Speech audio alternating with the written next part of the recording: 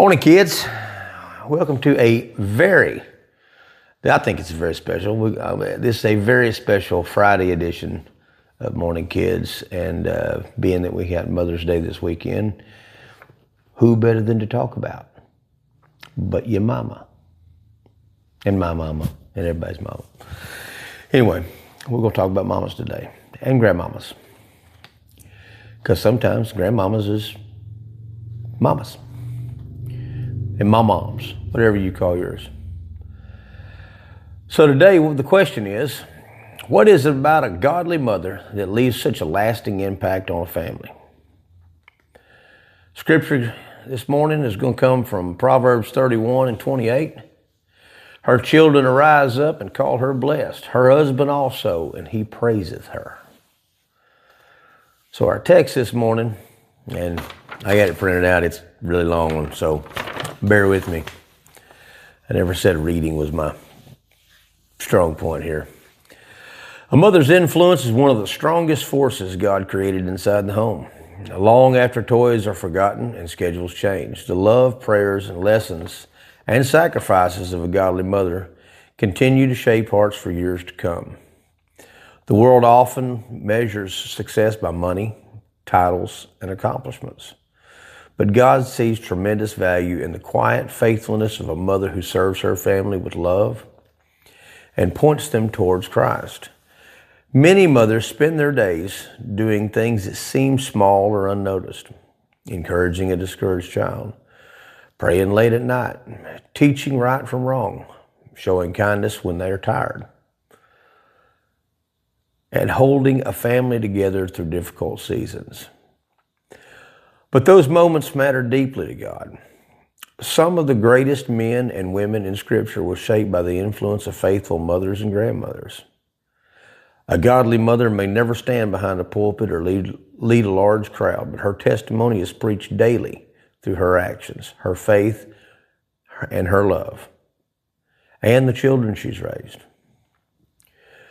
Motherhood is not about perfection. Every mother has moments where she feels exhausted, overwhelmed, or unsure. But God does not call mothers to be perfect. He calls them to be faithful, much like the rest of us. A praying mother can change the atmosphere of a home. A loving mother can leave a spiritual legacy that lasts for generations. Today is a good reminder to honor and appreciate the mothers who have invested their lives into others. Their work is holy work, and their faithfulness matters more than they ever realize. They may ever realize this side of heaven. I think it was well said. We're going to talk about mamas for a minute. I'll start with mine. So, happy Mother's Day to my mother, Miss Shirley Arms. Some of you may know her. If you do, tell her. I got lots of mamas. Took a whole herd of them to raise me. So, and my mom is she's a good lady, and it's those little things that it mentions in this passage here. The little things that moms do. You know, you don't realize till you get grown and you have children and grandchildren, all the little things that your mama did, just the little stuff that your mama may have done when you was growing up.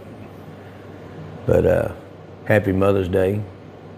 And then I've got my other mama, Cindy Key, and she's the same thing, you know, the little things that all my mamas did that I never realized, you know. And then I've got Cindy's mom, Ma. She's my Ma. And she's a sweet lady. So happy Mother's Day to Ma. And she don't have a name, she's just named Ma. And then I don't have two of my grandmothers. So my Nanny Nell, which was the dad's mom, brought she probably is the artistic influence in my life. She's just a wonderful, wonderful artist. I've got some charcoal sketches that she did for me. And and that influence of that, the artistic influence has definitely been a big part of my life there. And like Mom and Cindy both, they're musical. Everybody in my family was always, always influencing from the music side of things. When I mentioned my Nanny Nell with the art, and then my mom's mom, my Nanny Williams, Mildred Williams. There's probably a lot of folks, especially from the Hugo area, that probably knew her from playing at 2 or 3 churches in my lifetime, always playing piano. And if you've heard me talk long enough about playing, you've probably heard me tell the story about toning it down for them Baptists, because I was playing bass for her one Sunday morning. I'd played a whole honky tonk, as she'd put it. I played at the honky tonk the night before. And I come in there the next morning, I was at church, and I was playing bass for her. And that I forget who the song leader was over there at that church, but he liked it when I'd get down on that bass a little bit. Oh boy, just walk up and down that neck. I like it when you do that. So I did. I like an I'll fly away thing or whatever, something really upbeat, and I started flying away, and I was all over that neck, getting down, having a good time. I just remember in between songs, my nanny leaned up over at the piano. Son, I'm gonna need you to tone it down for these Baptists. That's my best music story ever, right there. But I will say, all of my mamas, the one that birthed me, the one that helped raise me, the grandmothers, everybody, I wouldn't be here if it wasn't for every one of these women. But I will say that my Nanny Williams is probably the source of my, I guess the source of everything. My nanny and my papa both, the source of everything I know about the Bible. I went to church most often with them growing up. I learned more from them as far as being in church, being part of the church, and being faithful, and everything. It just I can't wait to see them again. I can't. I hope I can find them. I can't wait to see them again. I can't wait to thank them for the encouragement and the teaching me about Jesus and just I cannot wait for that. Anyway, I could go on and on because I love all these women with everything, and of course I can't mention the mamas without mentioning the mama here in the house with me. Happy Mother's Day to Holly, and thank you so much for raising another mama, and Darcy, and both good mamas. And I thank Holly for every day, because if it wasn't for Holly raising Darcy like a girl, there's no telling. That girl probably walking around in Wranglers and boots and OP t-shirts or something like that by now. I don't know. And Darcy, I watched Darcy with these girls, and she is just such a good mother. And Kaylee, I ain't gonna forget about you either, girl. So you're a good mama too. I ain't got to experience it as much as I have the others yet, but we're on the road. We're getting there.